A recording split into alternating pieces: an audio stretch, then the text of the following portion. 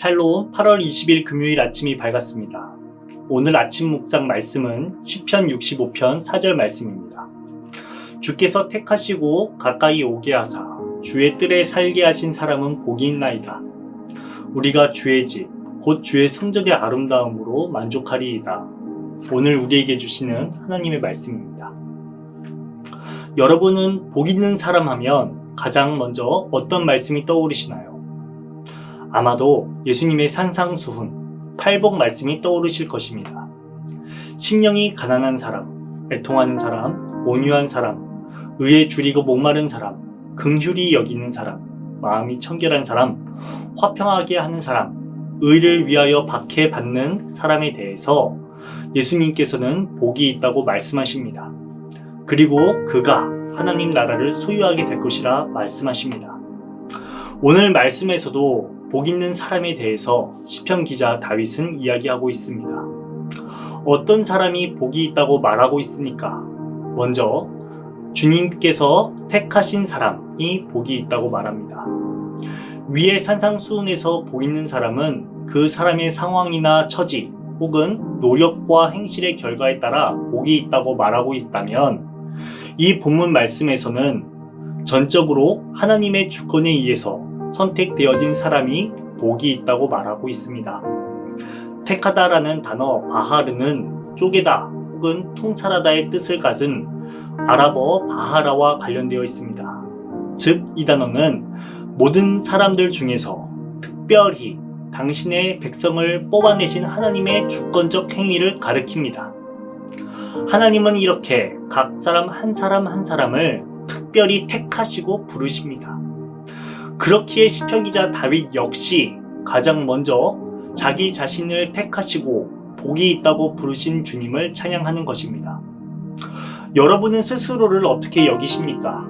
혹시 자기 자신을 비관하며 하찮게 여기고 있지는 않습니까?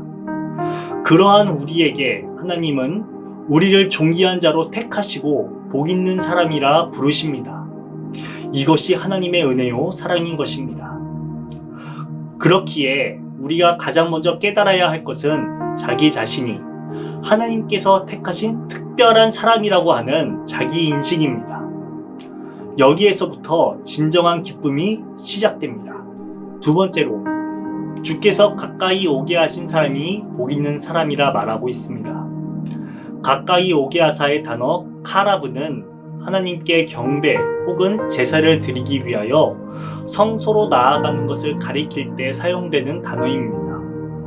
하나님이 임재하시는 성소에는 오직 하나님께서 선택한 특별한 사람만 가까이 나아갈 수 있었습니다. 그러한 거룩한 곳에 하나님께서는 죄인인 우리를 선택하여 가까이 오게 하십니다. 이것이 복 있는 사람인 것입니다. 만약 선택을 받았다 할지라도 그리고 가까이 오라 부르심에 응답하지 않는다면 진정한 기쁨에 속한 사람이 아닌 것입니다.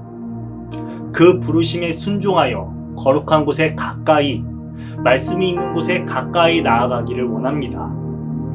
세 번째로, 주의 뜰에 살게 하신 사람은 복이 있다고 말씀하십니다. 주의 뜰은 제사장이 아닌 평신도들이 들어갈 수 있는 거룩한 장소의 한 구역을 의미합니다.